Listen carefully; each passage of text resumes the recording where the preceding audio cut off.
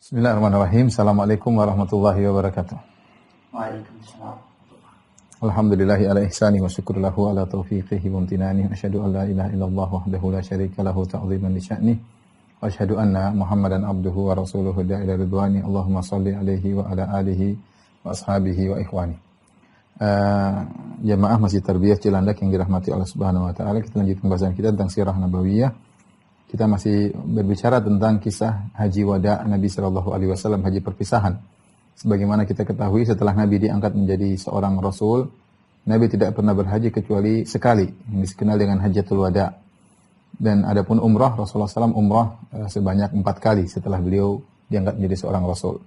Haji yang sekali itu dikenal dengan haji wada karena dalam haji tersebut Nabi SAW berulang-ulang mengatakan, khudhu anni manasikakum la'alli la'alqakum ba'da amikum hadha. Ambillah tata cara manasik haji dariku, bisa jadi aku tidak bertemu dengan kalian setelah tahun ini. Dan benar, Rasulullah SAW tidak berhaji lagi karena beliau wafat setelah itu di bulan Rabiul Awal. Ini adalah di bulan Dzulhijjah beliau berhaji.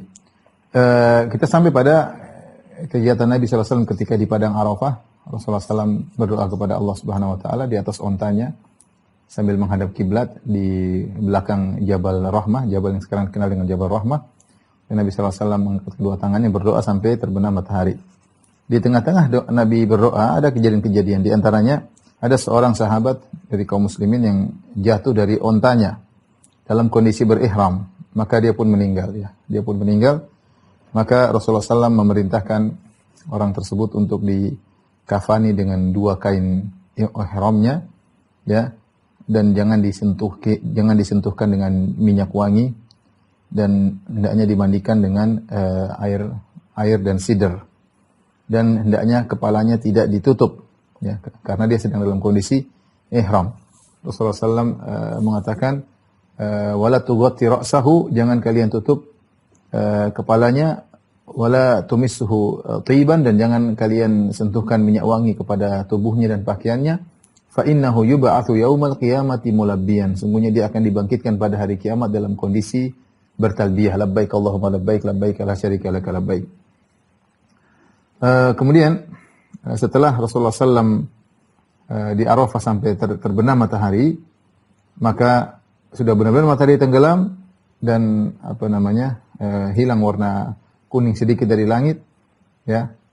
Kemudian Rasulullah SAW pun melanjutkan perjalanan ke Muzdalifah. Melanjutkan perjalanan ke Muzdalifah. Karena kita tahu dari Arafah kemudian ke Muzdalifah. Kemudian Rasulullah SAW melewati jalan Al-Ma'zimain. Al-Ma'zimain itu adalah jalan di antara 2 gunung.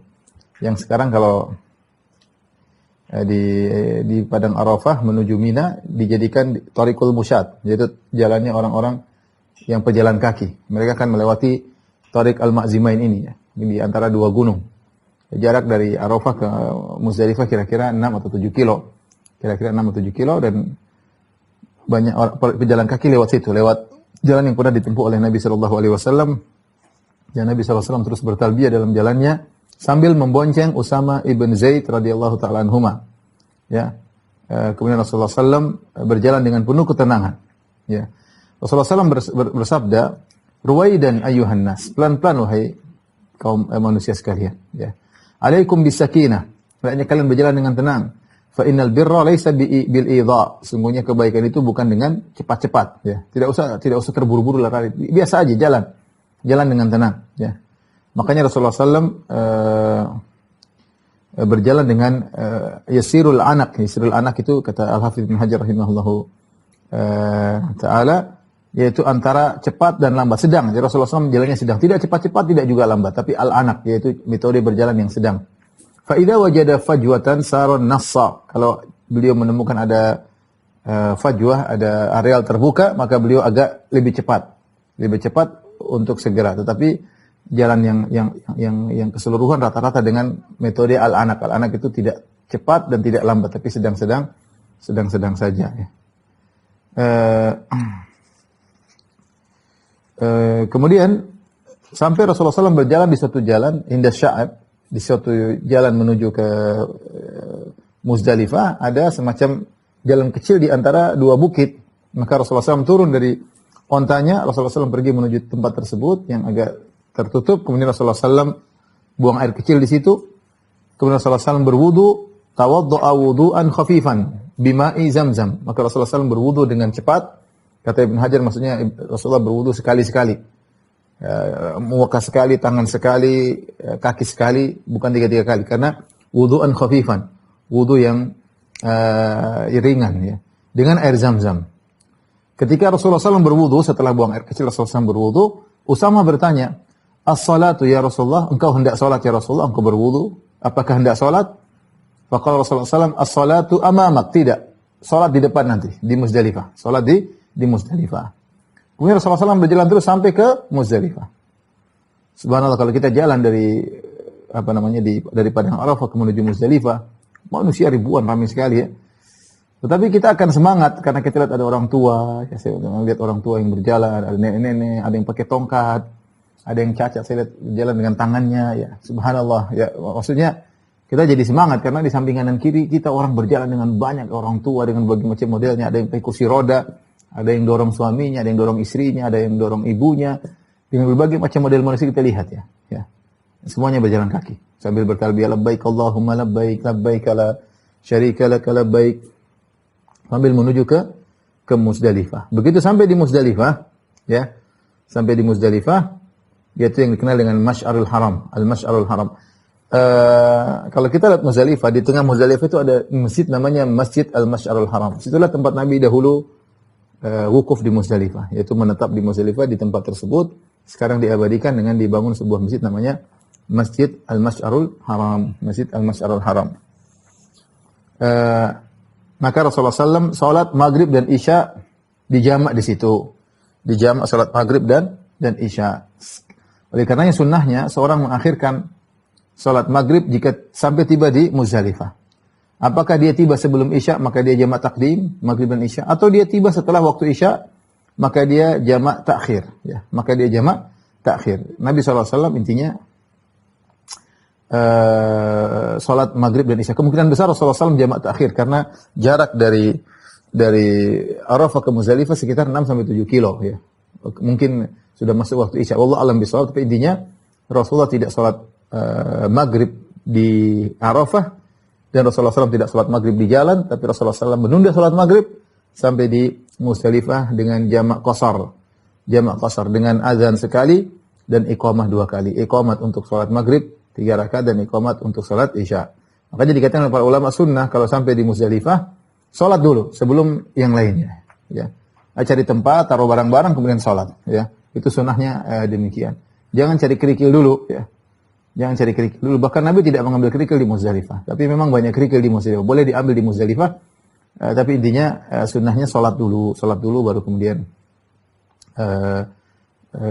setelah salat baru kemudian istirahat atau mengambil kerikil di situ boleh-boleh saja ya. Adapun Rasulullah SAW mengambil ketika jalan menuju Mina. Dan malam tersebut, yaitu malam Idul Adha itu tanggal 9 malam, biasanya tanggal 10 hari nahar, hari Idul Adha. Rasulullah SAW tidak menghidupkan malam tersebut dengan ibadah. Ya.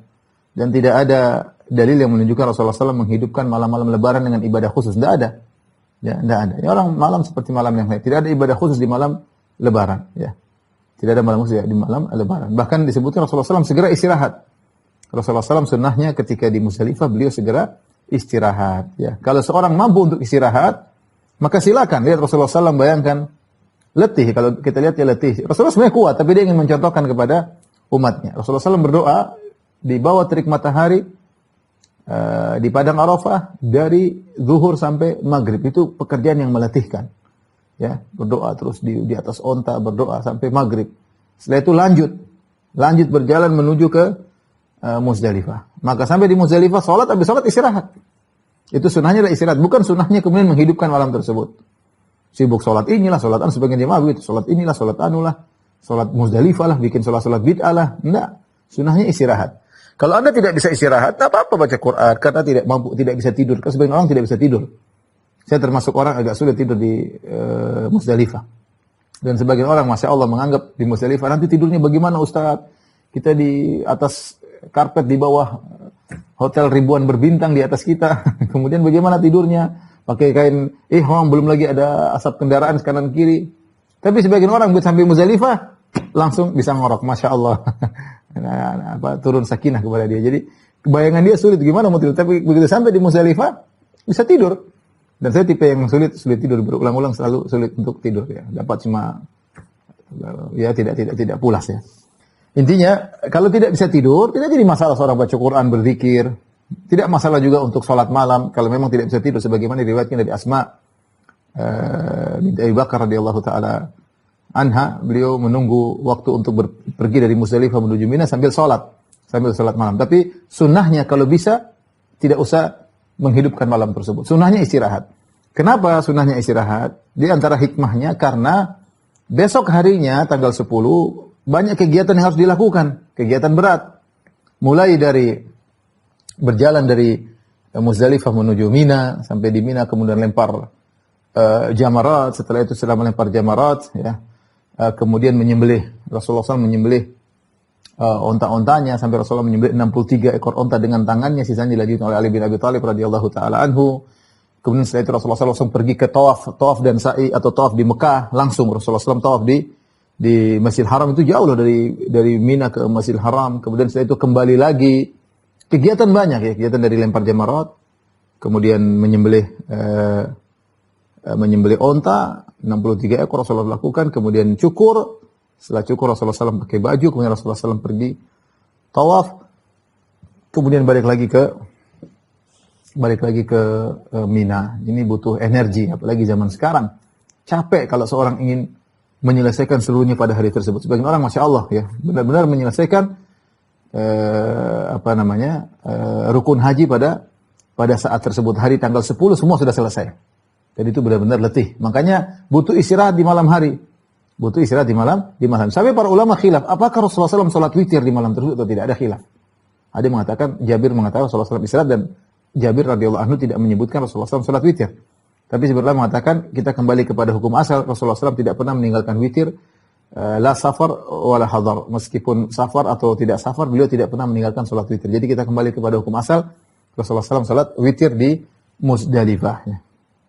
Saya ulangi lagi, intinya disunahkan istirahat. Kalau tidak bisa tidur, boleh berzikir, boleh baca Quran, boleh sholat, nggak ada masalah. Tapi kalau bisa istirahat lebih afdal. Karena wa khairul huda Muhammadin sallallahu alaihi wasallam. Sebaik-baik petunjuk adalah petunjuk Nabi. Tidur lebih baik daripada sholat di malam tersebut. Tidur lebih baik daripada sholat. Kenapa kita bilang lebih baik? Karena Nabi sallallahu alaihi wasallam tidur ketika itu. Ya. Persiapan untuk menghadapi kegiatan-kegiatan berat pada keesokan harinya di Yaumin Nahr. Tapi di malam hari ya, Rasulullah SAW mengizinkan para ibu-ibu yang lemah dan anak-anak untuk pergi meninggalkan Muzdalifah sebelum terbit matahari. Ya. Yaitu juga lewat tengah malam, jam 1, jam 2 mereka boleh pergi. Dan tapi mereka dilarang untuk melempar jamarat sampai terbit matahari. Ya. Mereka sebagaimana riwayatkan Imam Bukhari Imam Muslim dari Aisyah radhiyallahu taala anha, beliau berkata, nazalna al-Muzdalifah fasta'dzanatin nabiy sallallahu alaihi wasallam saudatu an tadfa qabla hatmatin nas wa kanat imra'atan bati'atan fa adina laha. Kami singgah di Muzdalifah. Maka Saudah bintu Zam'ah, istri Nabi sallallahu alaihi wasallam yang badannya agak besar dan sudah cukup berumur, minta izin kepada Nabi SAW untuk meninggalkan Muzdalifah sebelum keramaian orang. Karena kalau tunggu sampai subuh orang bakalan ramai. Jadi dia minta izin keluar dari Muzdalifah sebelum salat subuh. Wa kanat imra'atan bati'ah, dan dia jalannya lambat karena dia badannya agak besar, Saudah. Rasulullah izinkan. Fadafa'at qabla hatmatin nas, maka dia pun pergi meninggalkan Muzdalifah sebelum keramaian orang. Ya. Aqamna hatta asbahna nahnu. Adapun kami Aisyah mengatakan kami tetap tinggal di Muzdalifah. Summa dafa'na bidaf'ihi, kemudian kami pun berangkat, kami istri-istri yang lain baru pergi meninggalkan Muzdalifah bersama dengan perginya Nabi, itu setelah salat subuh. Apa kata Aisyah? Fala an akuna ista'dzantu Rasulullah sallallahu alaihi wasallam kama ista'dzanat Sauda ahabbu ilayya min mafruhin bihi. Ya. Kata Aisyah radhiyallahu taala anha, seandainya saya minta izin kepada Nabi untuk keluar sebelum subuh sebagaimana Sauda, tentu lebih aku sukai dari perkara yang digembirakan ya. Jadi ini dalil bahwasanya semua wanita, Aisyah masih muda ketika itu. Aisyah memahami, sering saya minta izin, Rasulullah akan izinkan. Jadi dihukumi semua wanita, dihukumi lemah. Makanya ketika di zaman Nabi ada wanita yang ingin keluar sebelum subuh diperbolehkan, termasuk anak-anak yang menemani mereka. Rasulullah izinkan kepada para wanita dan sibyan, anak-anak. Makanya Ibnu Abbas berkata, "Ana mimman qaddama an-nabi sallallahu alaihi wasallam lailatul Muzdalifah fi dha'afati ahlihi." Aku termasuk orang yang disuruh oleh Nabi sallallahu alaihi wasallam untuk pergi keluar sebelum subuh bersama orang-orang yang lemah, ya. Jadi tidak jadi masalah, tidak jadi masalah. Itu di zaman Nabi SAW yang untuk yang haji ketika itu bersama Nabi kurang lebih 120.000 orang. Tidak begitu banyak. Itu pun Nabi mengizinkan kepada ibu-ibu untuk keluar dari Muzdalifah sebelum sholat subuh. Nggak jadi masalah. Apalagi zaman sekarang. Zaman sekarang semua orang dihukumi lemah. Bagaimana padat seperti di Muzdalifah. Jutaan orang di situ. Ya. Jutaan orang di situ. Sementara Muzdalifah kecil. Ya, berapa? Mungkin panjang dengan 3 kilo. Radius 3 kilo. Lebar entah berapa. Ya. Tidak untuk menampung orang jutaan tidak mudah. Keramaian, kemudian antrian toilet ya. Saya pernah bangun malam-malam bikin ke toilet ngantri mungkin 20 orang kali. Ketika haji tanpa travel ya. Maka maksud saya kalau di zaman Nabi SAW wanita boleh keluar sebelum terbit fajar, sebelum sholat subuh, apalagi zaman sekarang. Oleh karenanya tidak mengapa sebagian jemaah Indonesia setelah lewat tengah malam mereka meninggalkan Muzdalifah, enggak ada masalah. Enggak ada masalah. Keringanan yang diberikan oleh Nabi sallallahu alaihi wasallam ya. Kalau bisa sampai subuh yang afdal, paling afdal, tapi tidak harus sampai subuh. Alhamdulillah ada orang yang ingin sampai subuh, ada yang tidak ya, ada yang ingin keluar, semuanya yang penting seorang menjalankan kekhusyuan. Ya, seorang menjalankan kekhusyuan. Saya ingin seperti haji Nabi. Saya tidak ingin keluar sebelum sampai salat subuh. Oke, itu bagus, silakan. Yang penting jangan maksakan diri. Kalau mampu silakan, alhamdulillah dengan travel, kemudian ada yang pelayannya, ada yang alhamdulillah bisa tidur dikasih, sudah sampai subuh aja lebih bagus. Tapi tidak semua orang seperti kondisi kita. Ada orang yang sulit, ada orang yang kata orang haji koboi gampangannya, artinya dia jalan sendiri, ya sulit untuk tunggu sampai subuh, antrian kayak apa, dia ingin keluar sebelum subuh, kita bilang silakan. Kita bilang silakan, karena sekarang kondisi boleh kita katakan orang pada umumnya adalah dihukumi dengan hukum lemah. Apalagi satu grup. Kalau di grup, yang grup ini tidak bisa terpisah-pisah satu bus. Dalam bis tersebut ada ibu-ibu dan ada pemuda-pemuda yang kuat. Seharusnya terpisah. Ibu-ibu boleh jalan, ibu-ibu boleh pergi meninggalkan Muzdalifah. Yang laki-laki sampai subuh. Tapi karena mereka satu rombongan, mereka mengambil satu hukum yang sama. Artinya kalau ibu-ibu boleh keluar sebelum subuh, maka rombongan yang boleh ikut. Sebagaimana fatwa sebagian ulama. Tapi intinya alhamdulillah yang bisa sampai subuh itu yang terbaik. Kalau tidak bisa sampai subuh, yang penting sudah lewat tengah malam, jam 1, jam 2, silahkan meninggalkan Muzdalifah, tidak jadi masalah. Adapun Rasulullah SAW, maka beliau wukuf atau berdiam di Al-Masy'aril Haram. Ya. Tatkala terbit fajar, sampai pagi, tatkala terbit fajar, Rasulullah SAW pun salat, mengimami para sahabat, muglisan, yaitu cepat. Azan langsung beliau salat, tidak tunggu lama-lama. Dengan azan dan iqamat, ya, kemudian kemudian Rasulullah SAW berjalan menuju berjalan naik naqahnya, ontanya yang bernama Al-Qaswa. Kemudian beliau pergi ke Masy'aril Haram, fastaqbalal qiblah. Ini sunnah yang jarang diperhatikan orang. Setelah salat subuh menghadap kiblat, kemudian berdoa kepada Allah Subhanahu wa taala. Bertakbir, bertahlil. Jadi Allahu Akbar, la ilaha illallah, wahdahu la syarikalah. Rasulullah SAW terus berdoa hatta asfara jiddan, sampai benar-benar langit berwarna kuning. Sebelum matahari terbit, matahari menjelang terbit. Tapi berdoa terus ya. Jadi sebelum jadi pada subuh terus berdoa. Sebelum matahari terbit pergi meninggalkan Muzdalifah. Tapi jadi Rasulullah SAW salat di awal waktu, antara subuh dengan menjelang matahari terbit, Rasulullah SAW berdoa kepada Allah. Ini sunnah. Saya sering lihat jemaah haji tidak perhatikan hal ini. Begitu habis salat subuh langsung mereka siap-siap langsung jalan. Sebenarnya duduk dulu berzikir, zikir pagi petang kemudian berdoa kepada Allah Subhanahu wa taala. Rasulullah SAW berdoa, bertakbir, bertahlil sampai kira-kira mungkin sekitar 10 menit sebelum terbit fajar, sebelum terbit matahari, atau 5 menit sebelum terbit matahari baru bertolak menuju ke Mina. Kalau bisa kita menjalankan haji Nabi SAW setahap demi tahap, itu yang lebih terbaik. Dan Rasulullah SAW ketika wukuf di Masy'aril Haram, Rasulullah SAW berkata, waqaftu hahuna wal Muzdalifatu kulluha mauqif. Aku wukuf di sini dan semua areal Muzdalifah adalah tempat untuk wukuf.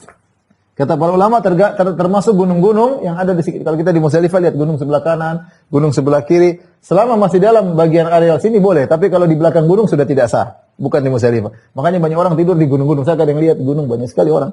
Kalau jatuh gimana? Tapi buktinya mereka tidur di, mungkin ada lokasi-lokasi yang pas, tapi banyak orang tidur di gunung.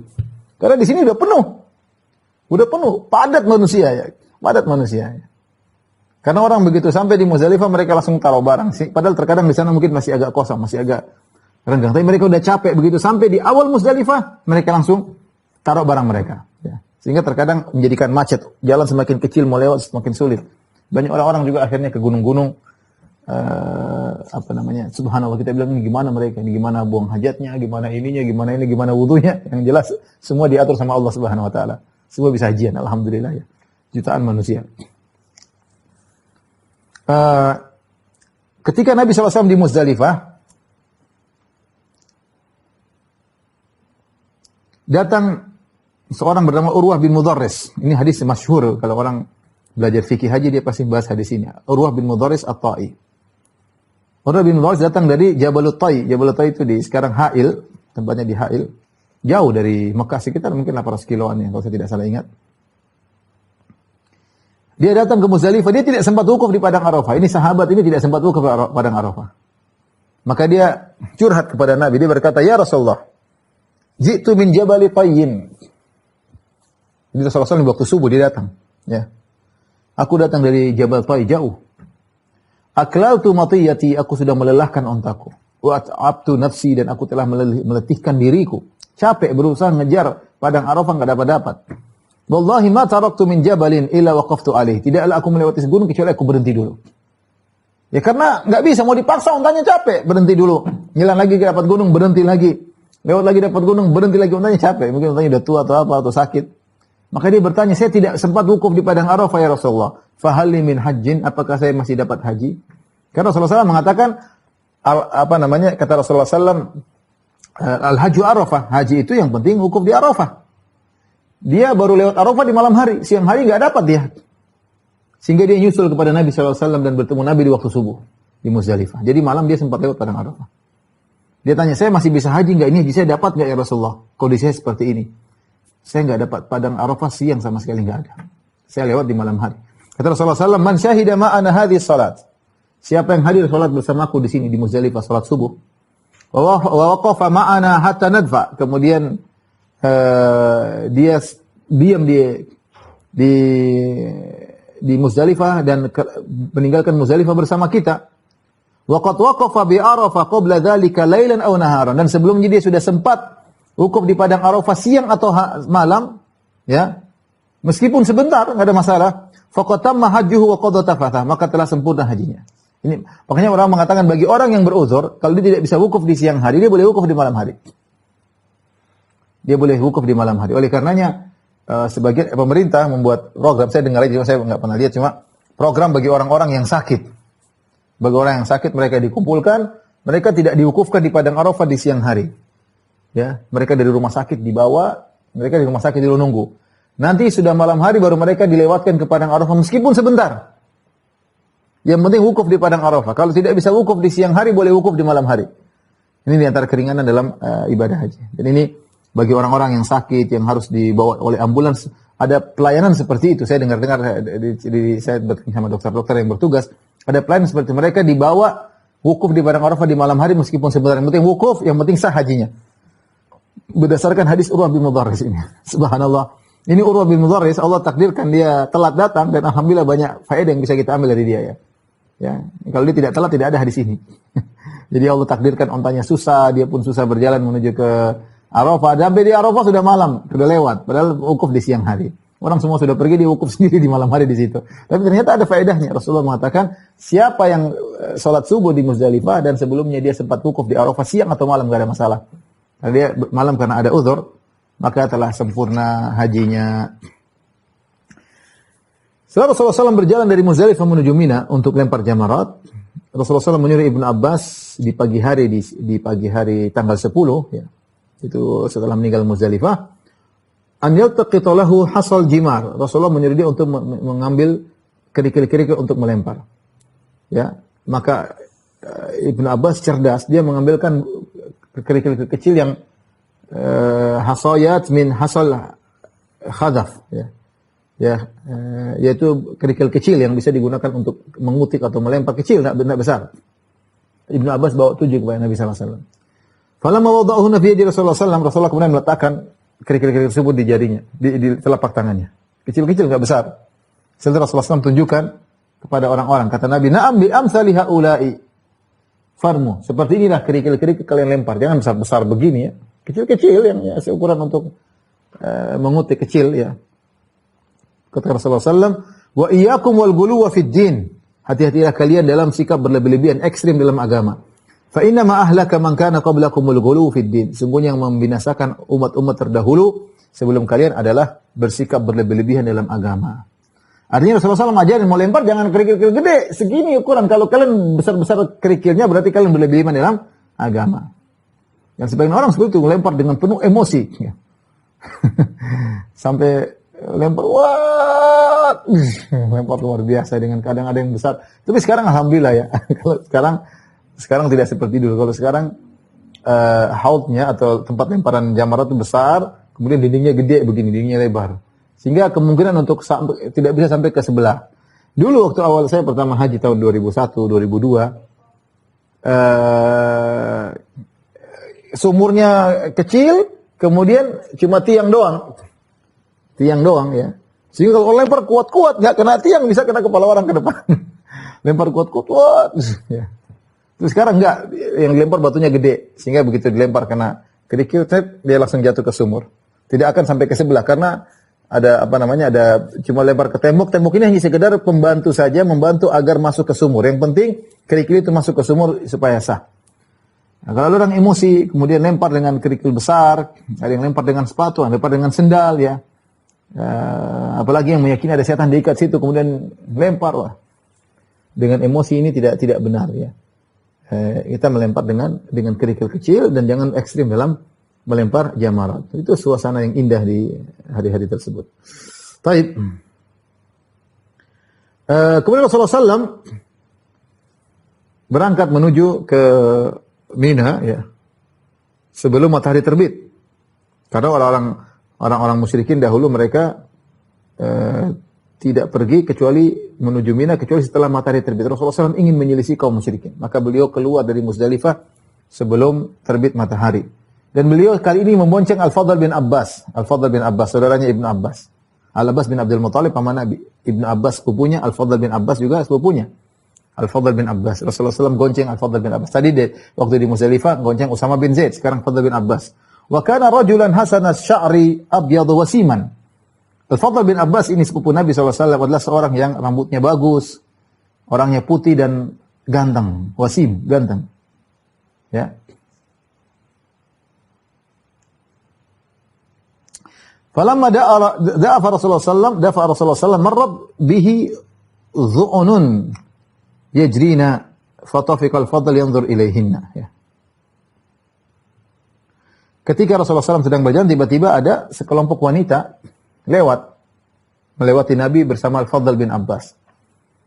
Fatafiqa al-Fadl yanzur ilaihinna. Fadl melihat wanita tersebut ya. Menarik, ada wanita lewat dia lihat. Fawadha Rasulullah SAW yadu ala wajhil Fadl. Rasulullah SAW memegang wajah Fadl dipegang oleh Nabi, kemudian diputar kepalanya oleh Nabi SAW. Jangan lihat cewek, diputar kepalanya. Subhanallah ya. Rasulullah SAW putar wajah Fadl ya, agar Fadl tidak fokus melihat para wanita. Ini yang lewat kebetulan dia pengen lihat, ya, ada Rasulullah di situ. Rasulullah SAW langsung tutup wajahnya, suruh balik ke arah lain. Sampai akhirnya Rasulullah SAW melewati dekat dengan Wadi Muhassir. Di tengah perjalanan menuju Mina, ada seorang laki bertanya kepada Nabi tentang ibunya. Dia berkata, "Ya Rasulullah, inna ummi ajuzun kabiratun wa in hamaltuha lam tastamsik." Ya Rasulullah, ibuku sudah tua, sudah sangat tua.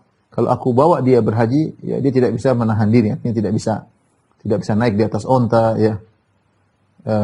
Nggak bisa, dia nggak bisa bertahan di atas kendaraan. Kalau nggak mungkin disuruh jalan juga nggak mungkin, sudah sangat tua. Wa in rabattuha khasyitu an aqtulaha. Kalau saya ikat dia di onta, khawatir saya bunuh dia, mungkin jatuh atau apa.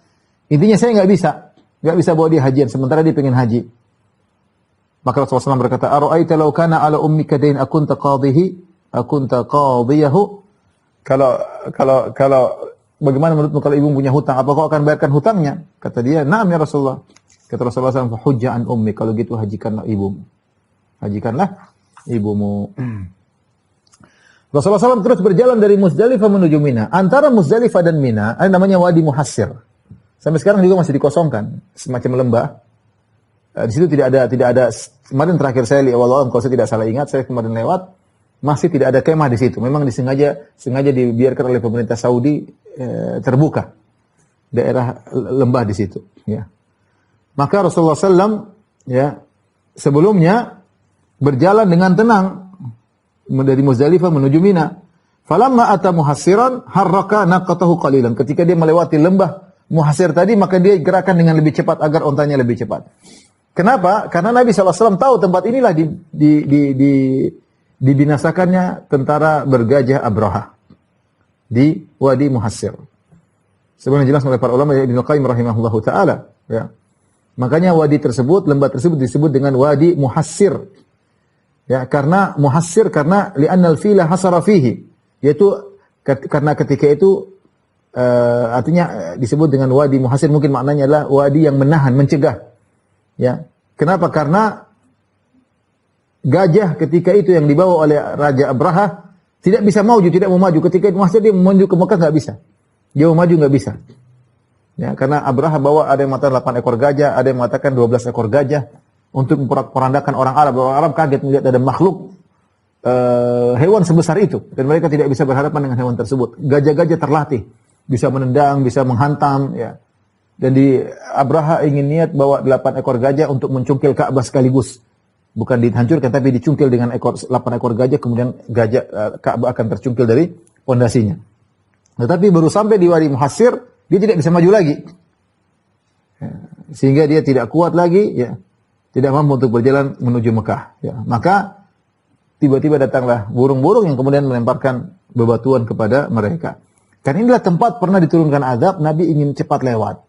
Dan itu kebiasaan Nabi SAW kalau melewati suatu tempat yang ada pernah diturunkan azab, maka Rasulullah SAW berjalan dengan cepat. Di antaranya seperti Rasulullah SAW ketika melewati Diyar Samud, melewati kampung kaum Samud di Hijr, ya sekarang disebut Al-Ula, kota Al-Ula, maka Rasulullah SAW berjalan dengan cepat, bahkan taqanna abi thawbi, bahkan Rasulullah menutup wajahnya dengan bajunya, dan Rasulullah SAW berjalan dengan cepat.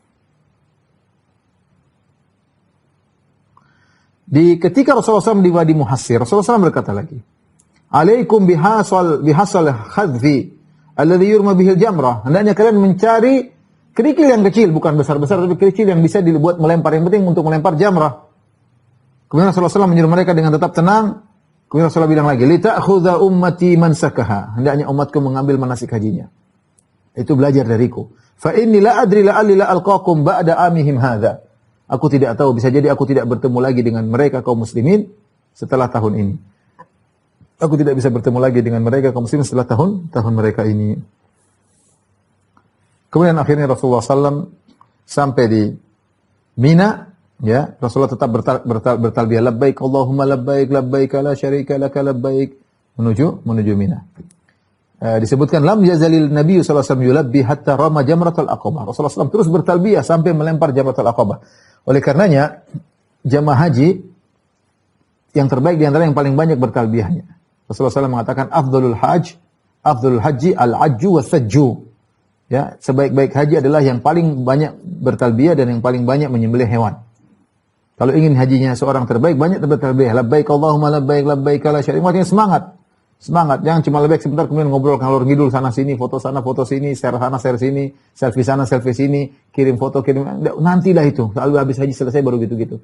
Sementara masalah ibadah, sibuk ibadah. Bertalbiyah banyak-banyak, labbaik Allahumma labbaik. Rasulullah terus bertalbiyah sampai Rasulullah SAW melempar, ya. Kemudian ketika sampai di Mina, Rasulullah SAW pergi menuju ke Jamratul Aqabah. Dan ini jamrah yang ketiga. Karena kita lempar jamrat kan pertama Jamratul Ula atau Sugra yang pertama, kemudian yang kedua Al-Wusta, kemudian yang ketiga Al-Aqabah, Al-Kubra yang ketiga. Yang ketiga, maka Rasulullah SAW pergi menuju ke Jamratul Aqabah, kemudian Rasulullah SAW menjadikan Mina sebelah kanan dan Mekah sebelah kiri. Artinya begini, kalau kita masuk di areal apa namanya? Misalnya jemaah haji berjalan, ini Jamrat Sugra, ini Al-Wusta, ini Al-Kubra. Ya. Mina di mana? Mina sebelah sini, Mekah sebelah sana.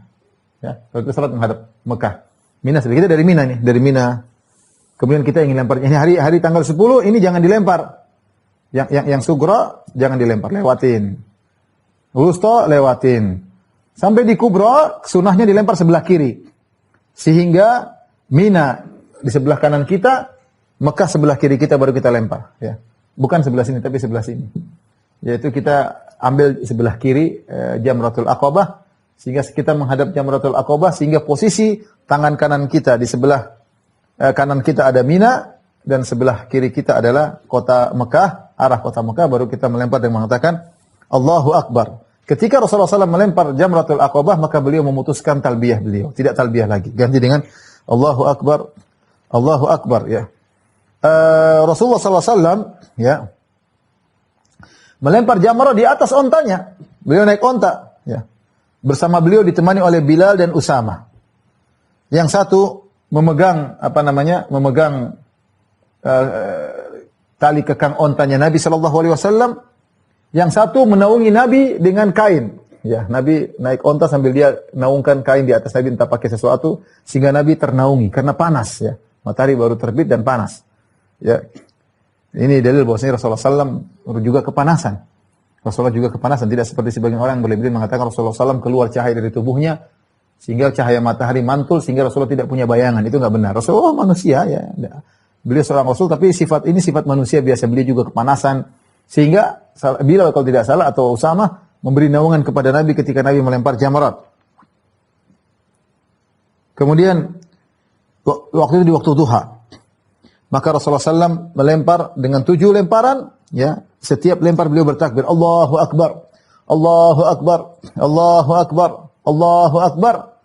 Kemudian beliau berkata, "Li ta'khudhu manasikakum." Rasulullah ulangi terus ini. Rasulullah ingatkan, bahkan tadi di Mina Rasulullah bilang, di Muzdalifah Rasulullah bilang, ambillah tata cara manasik haji dari. Rasulullah ulang-ulang mengucapkan tersebut. Agar benar-benar masyarakat berhaji dengan tata cara Nabi, bukan dengan tata cara sendiri. Bukan bikin kreativitas dalam berhaji. Para sahabat sudah tahu haji karena haji sudah ada sebelum Islam. Kaum musyrikin berhaji tiap tahun. Maka Rasulullah SAW ingin menunjukkan beginilah cara haji yang sesuai sunnah. Ya, maka ikuti Rasulullah ulang-ulang li ta'khudhu manasikakum. Ambillah tata cara manasik haji kalian dariku. Fa inilah adri la alila ahujju ba'da hajjati hadhihi. Sungguhnya aku tidak tahu, bisa jadi aku tidak berhaji lagi setelah hajiku ini. Baik, demikian apa yang saya sampaikan. Insyaallah kita lanjutkan pada kesempatan yang lain. Pada jamaah Masjid Tarbiyah Cilandak sampai insyaallah 2 pekan lagi. Wabillahi taufiq wal hidayah. Assalamualaikum warahmatullahi wabarakatuh.